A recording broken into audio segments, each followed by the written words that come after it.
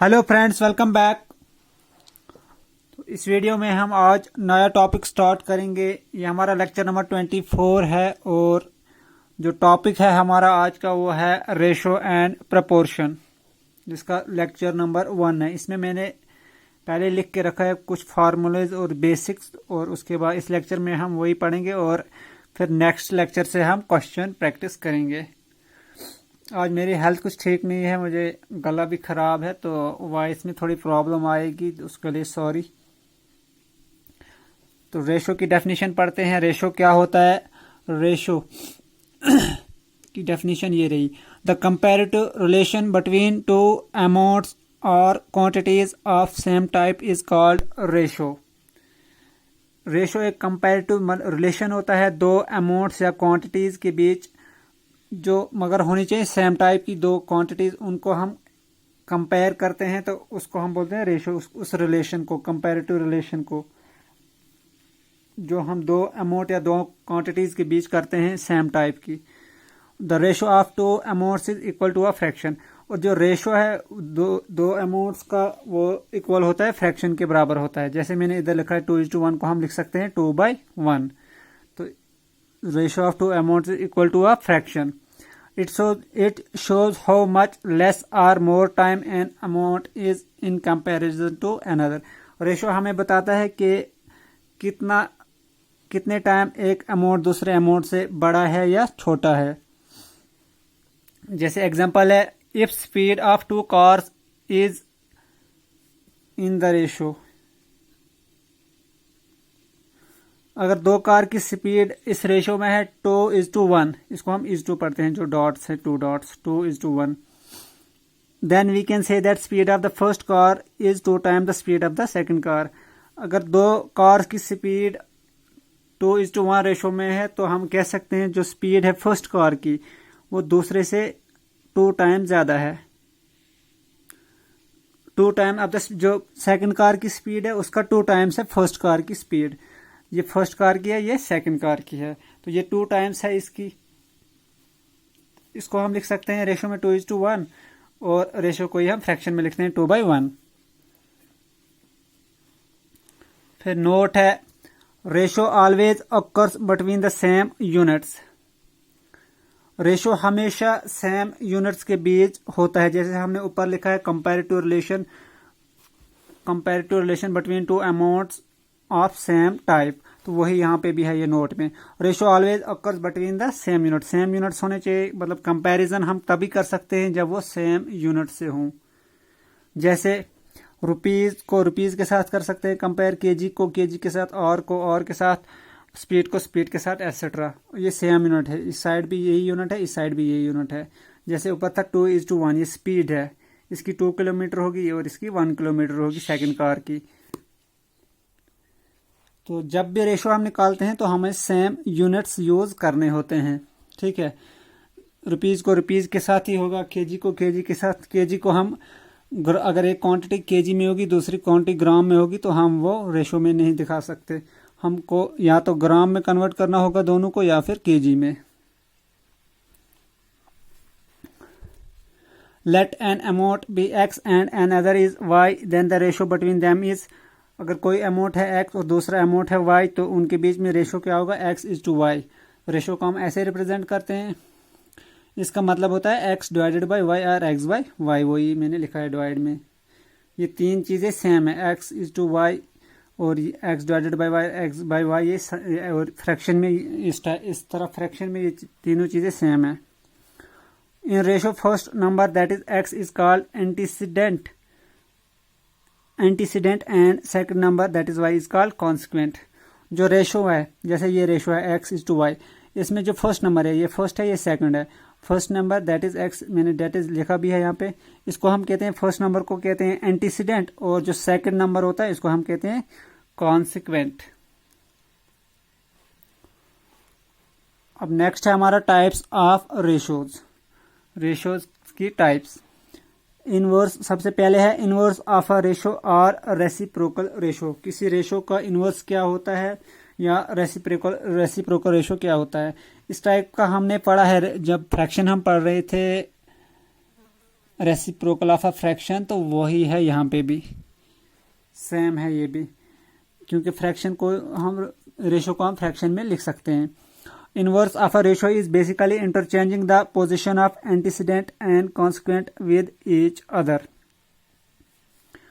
Inverse किसी ratio का वो होता है जब हम उसके एंटीसीडेंट और कॉन्सिक्वेंट को इंटरचेंज करते हैं। मतलब एंटीसीडेंट जो फर्स्ट टर्म है उसकी जगह कॉन्सिक्वेंट सेकंड टर्म आता है और सेकंड टर्म की जगह फर्स्ट टर्म आती है। जैसे ए बाई बी इनवर्स, इसका क्या होगा, ये रेशो है ए बाई बी, इसको हम ए टू बी लिख सकते हैं, जैसे ऊपर लिखा एक्स इज टू वाई। तो ए बाई बी ये आया फर्स्ट एंटीसीडेंट और ये आया consequent.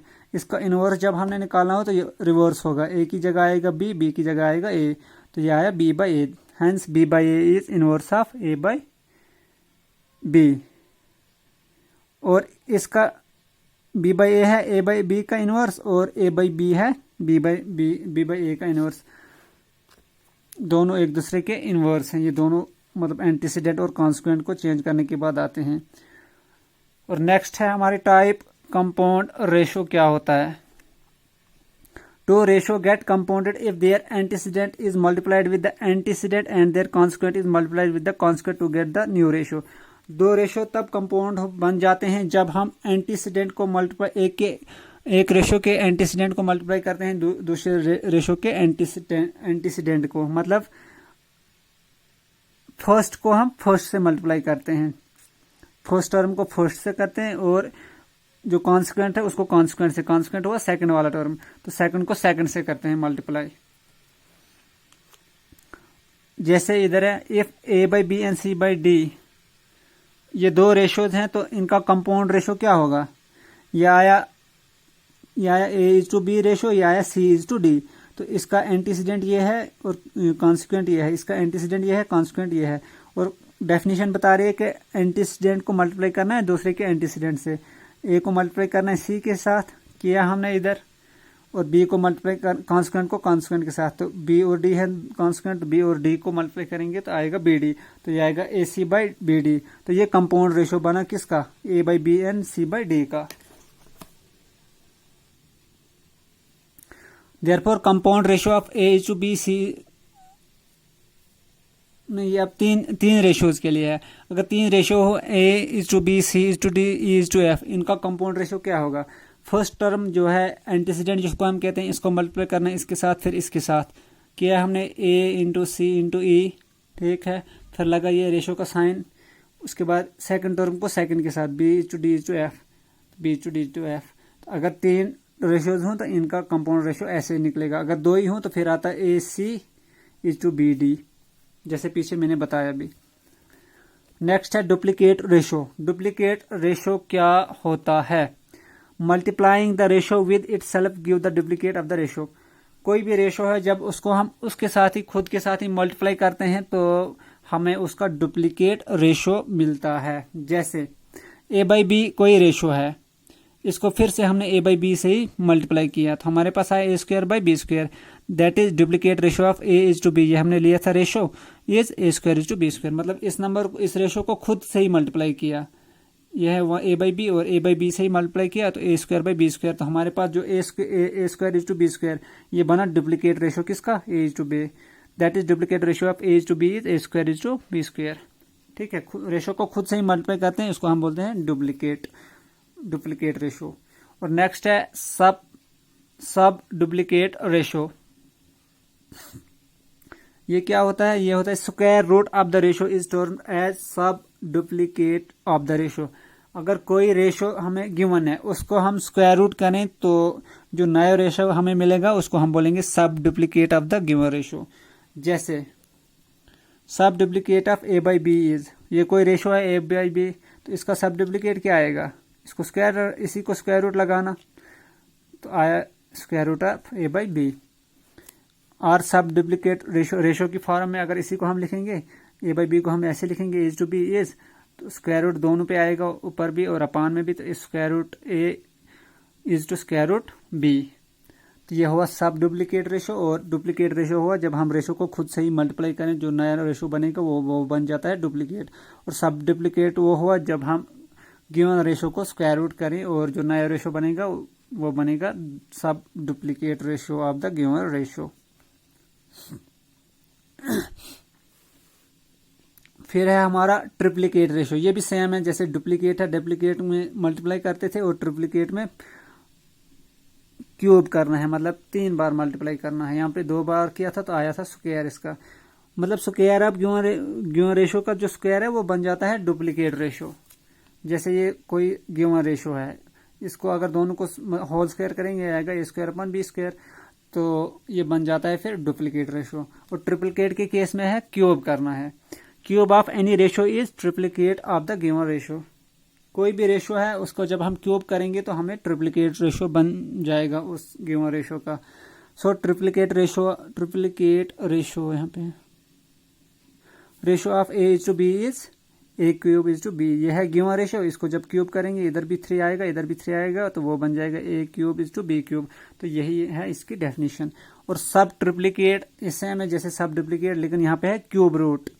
Cube root of the given ratio is termed as subtriplicate ratio. कोई गिवन रेशो है उसको जब हम क्यूब रूट लगाएं तो दोनों टर्म्स को, तो वो बन जाता है फिर सब triplicate ratio. So subtriplicate ratio of A is to B is cube root of A is to cube root of B. जो ये जब क्यूब रूट लिखते हैं हम ऐसे ही लिखते हैं, पहले रूट उसके बाद यहाँ पे 3 लिखते हैं, यहाँ भी 3 यहाँ भी 3, तो ये बन जाता है क्यूब रूट ऑफ ए, ये बना cube root of B. Square root में भी एक्चुअली इधर 2 लिखना होता है, लेकिन हम यूजुअली वो लिखते नहीं है, इसका मतलब इधर 2 होता है। इसी तरह अगर 4th रूट होता तो यहाँ पे 4 लिखना था, रूट ऐसे लिखा फिर 4, 5th रूट इधर 5। तो सब ट्रिप्लीकेट क्या हो, जब कोई रेशो है उसको हम क्यूब रूट लगाएं तो हमें मिल जाता है उसका सब ट्रिप्लीकेट रेशो। और नेक्स्ट है हमारी डेफिनेशन प्रोपोर्शन क्या होता है। वो टॉपिक ही है रेशो एंड प्रोपोर्शन। रेशो के बारे में हमने पढ़ा डेफिनेशन पीछे, अब है प्रोपोर्शन की। Two ratios A and B, A is to B and C is to D are said to be in proportion if they are equal, and we write A is to B, फिर ये 4 dots C is to D। इसी को हम कह सकते हैं A by B, इस ratio को equal to C by D। दो रेशोज को हम तब कहते हैं कि वो प्रोपोर्शन में है जब वो इक्वल हों। जैसे यह है A is to B और C is to D, ये 2 रेशोज हैं। ये तब प्रोपोर्शन में हम कहेंगे कि ये प्रोपोर्शन में जब ये इक्वल होंगे, A to B equal to C is to D. जैसे मैंने इधर लिखा A by B equal to C by D, A by B को हम ए टू बी लिखेंगे एंड सी बाई डी को सी टू डी। और जब ये प्रोपोर्शन में होते हैं तो प्रोपोर्शनलिटी का साइन क्या, प्रोपोर्शन के लिए साइन क्या यूज करते हैं हम, ये 4 डॉट्स, ए टू बी फिर ये 4 dot proportion C is to D. ठीक है, तो प्रोपोर्शन में रेशोज कब होते हैं, जब वो इक्वल हों। और रेशो क्या होता है, रेशो एक कंपैरेटिव रिलेशन होता है दो क्वांटिटीज के बीच जो सेम टाइप की हों। और प्रोपोर्शन होता है 2 रेशोज के बीच जब इक्वल हों, तो वो प्रोपोर्शन में कहलाते हैं फिर।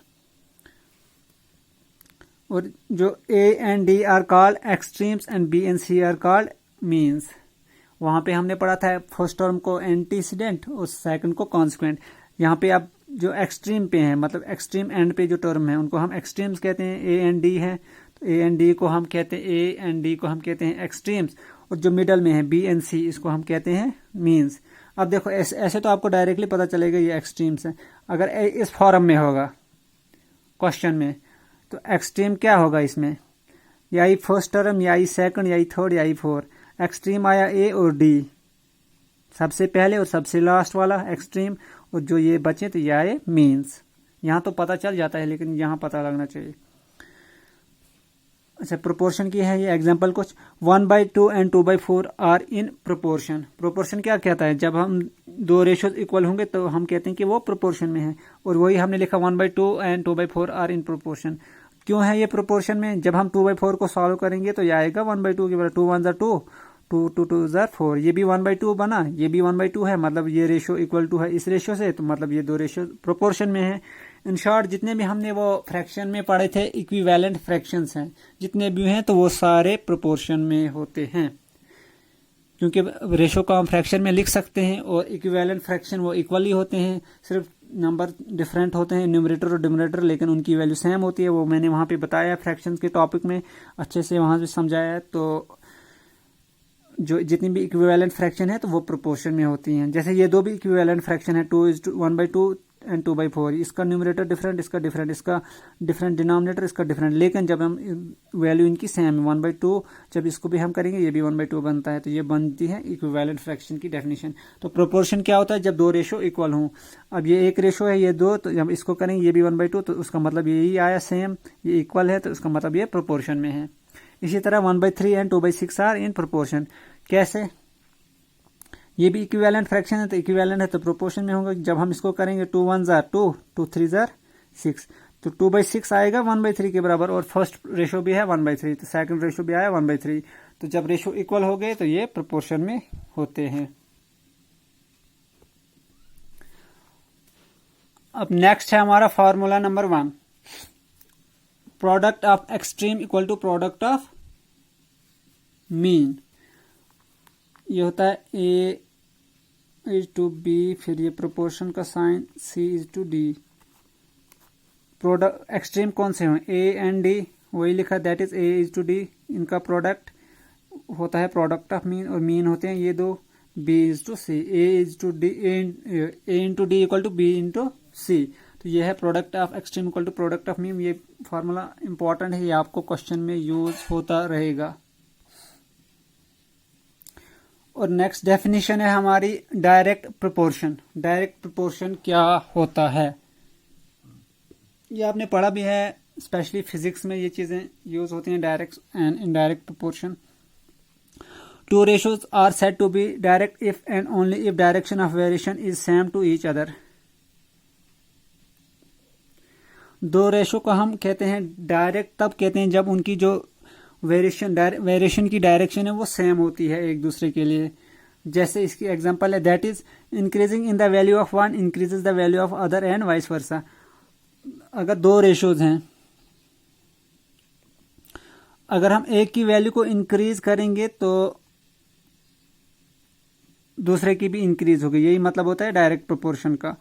अगर और वाइस वर्सा का मतलब है अगर एक की डिक्रीज करेंगे दूसरे की भी डिक्रीज होगी, तो ये हुआ डायरेक्ट प्रोपोर्शन। इसकी एग्जांपल ली है हमने man and work. By increasing the number of man we can increase the quantity of work. जब हम नंबर ऑफ मैन इंक्रीज करेंगे किसी काम के लिए तो हमारा काम भी ज्यादा होगा, तो वही है ये, by increasing the number of man we can increase the quantity of work. जितने ज्यादा हम आदमी लगाएंगे उतना ज्यादा काम हमारा होगा। तो इंक्रीज, इधर भी इंक्रीज कर रहे हैं हम और आउटपुट भी इंक्रीज आ रहा है। तो वही ये बताता है डायरेक्ट प्रोपोर्शन में, या तो एक इंक्रीज करने से दूसरा भी इंक्रीज होता है और एक के डिक्रीज करने से दूसरा भी डिक्रीज होता है। तो इसी को हम लिख सकते हैं are number of man.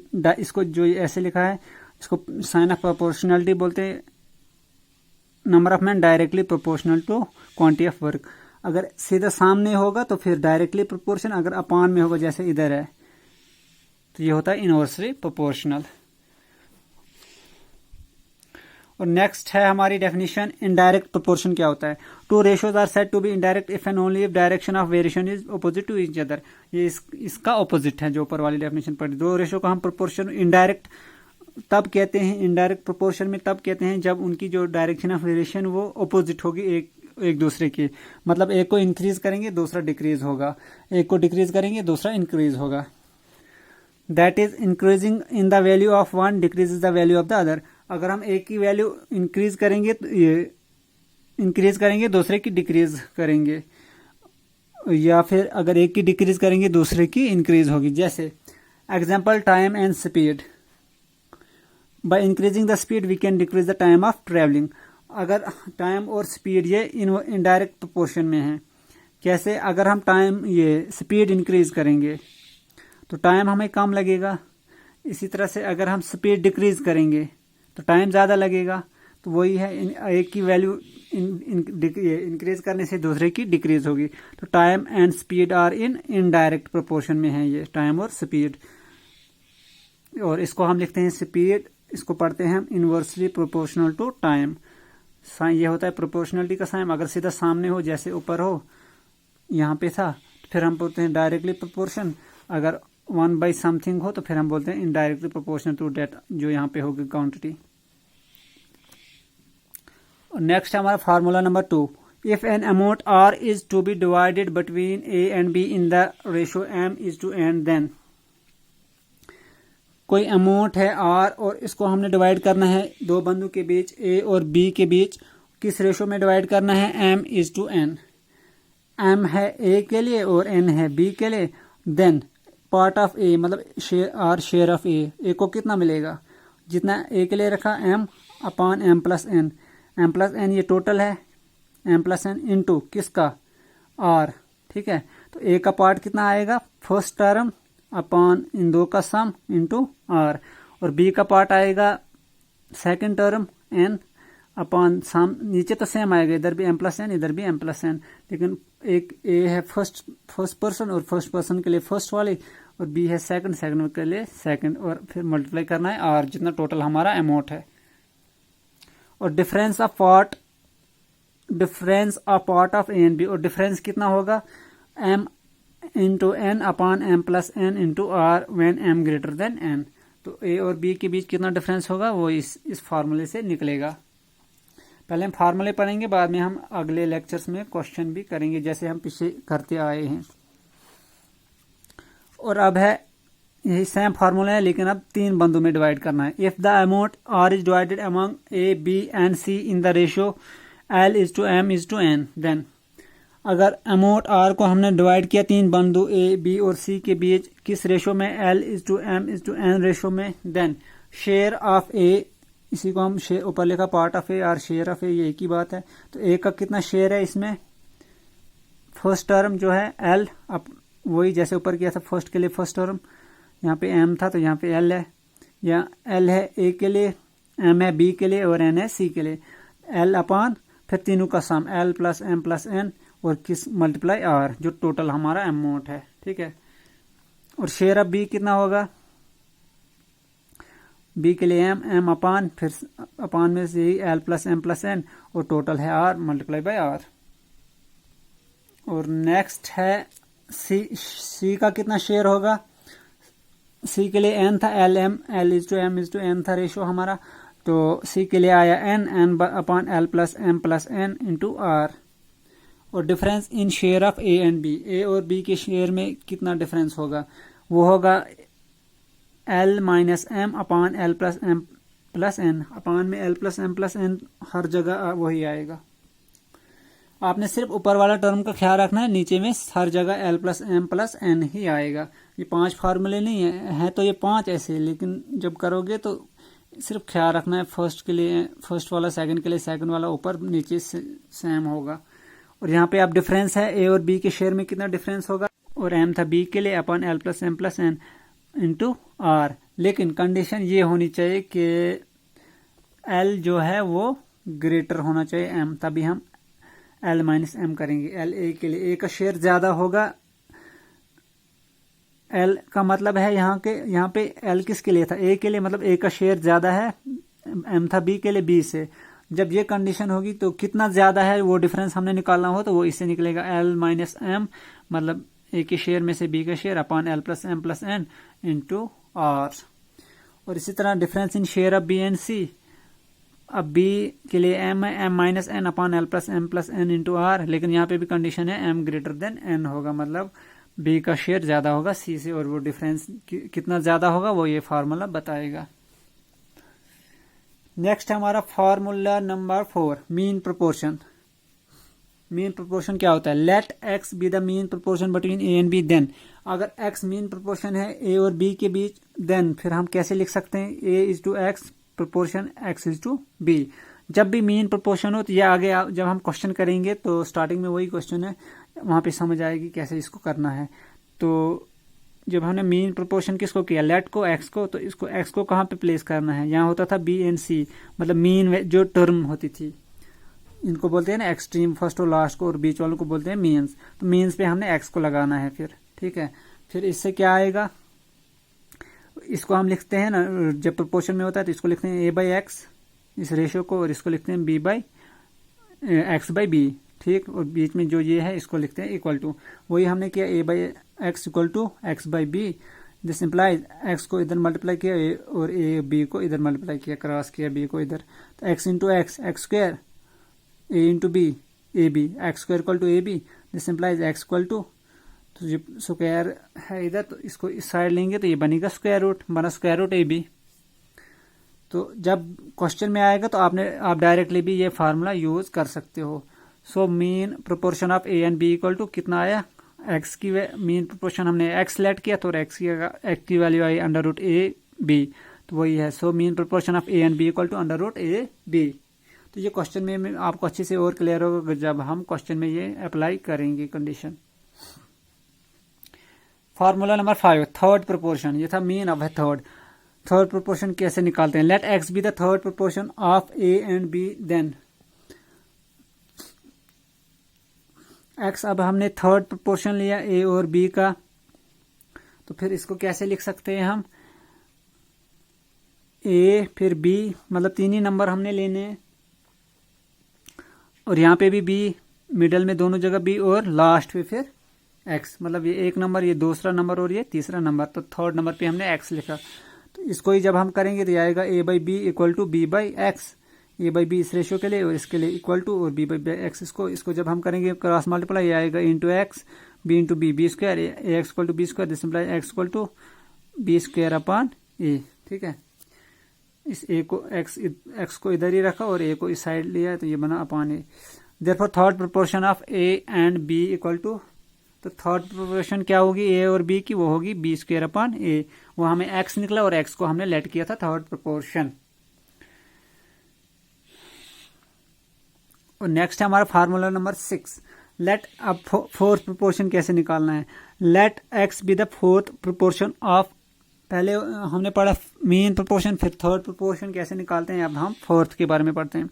Late x be the fourth proportion of A B and C, then, अब फोर्थ निकालना है तो ए बी सी अपनी जगह रहेंगे और जब फोर्थ टर्म है वहां पे एक्स लिखना है हमने, क्योंकि हमने वो लेट किया है। और इसको ही जब हम करेंगे ये आएगा इस रेशो को ए बाई बी, फिर इसके बाद equal to C by x, वही हमने किया। फिर क्रॉस मल्टीप्लाई करेंगे, ए इंटू एक्स आया a x equal to c into b, मतलब बी इंटू सी आया b c. This implies x को इधर ही रखेंगे, ए को इस साइड लेंगे, बनेगा डिवाइड, ये बना a x equal to B c by a. तो therefore fourth proportion of A B and c, वो हमने एक्स लेट किया और एक्स आया बी सी बाई ए। और नेक्स्ट है हमारा, और ये हमारा लास्ट फार्मूला है, let x be the first proportion of A B and सी। अब हमने फर्स्ट प्रोपोर्शन कैसे निकालना है, ठीक है। अब फर्स्ट की बात हो रही है तो फर्स्ट नंबर पे हमने एक्स लिखा और उसके बाद बी और सी, फिर ए बी और सी, ठीक है। तो इसको जब हम करेंगे तो फर्स्ट प्रोपोर्शन जब होगा तो हमने ऐसे लिखना है, फर्स्ट पे एक्स, फिर एक्स की वैल्यू निकालनी है, क्वेश्चन में आपको आएगी समझ। फिर देयरफॉर एक्स बाई ए, इसको हम लिख सकते हैं एक्स बाई ए, इस रेशो को इसके लिए इक्वल टू बी बाई सी, इसको क्रॉस मल्टीप्लाई करेंगे या बनेगा सी एक्स और ए इंटू बी बनेगा a B. This implies x की वैल्यू क्या आएगी, ए बी बाई सी, ठीक है। Therefore first proportion of A B and c वो कितना आया, ए बी बाई सी। तो ये थे फार्मूलाज जो हमने इस लेक्चर में, इस टॉपिक में हम आगे यूज करने हैं क्वेश्चन में। तो लेक्चर कंक्लूड करेंगे। मेरी हेल्थ ठीक नहीं है, बहुत ख़राब हालत है, मुझे फीवर है आज और जुकाम भी है, गला भी ख़राब है, हिम्मत नहीं थी मुझे, लेकिन पिछले दिनों से लेक्चर नहीं आया था तो पहले भी हमें इंटरनेट जब 10 डेज़ के लिए चला गया था तब भी लॉस हो गया, तो अब फिर होगा आगे मुझे फिर कुछ काम है, तो इस वजह से मैंने बना ही दिया, हिम्मत नहीं थी आज बनाने की। तो ये फार्मूलाज आप पढ़ना, अच्छे से समझना, तो आगे हम ये क्वेश्चन में अप्लाई होंगे जितने भी हम आगे क्वेश्चन करेंगे। तो वीडियो को कंक्लूड करते हैं। अगर आपने अभी तक चैनल सब्सक्राइब नहीं किया है तो चैनल को सब्सक्राइब करें और बेल आइकन को प्रेस करें ताकि आपको हर वीडियो की नोटिफिकेशन टाइम पे मिले। और अगर आप जेके एसएसबी एग्जाम के लिए प्रिपेयर कर रहे हो तो डेली करंट अफेयर्स आपको यहाँ से, करंट अफेयर्स भी आपको इस चैनल पे मिल जाएंगे डेली बेसिस पे। Thanks for watching.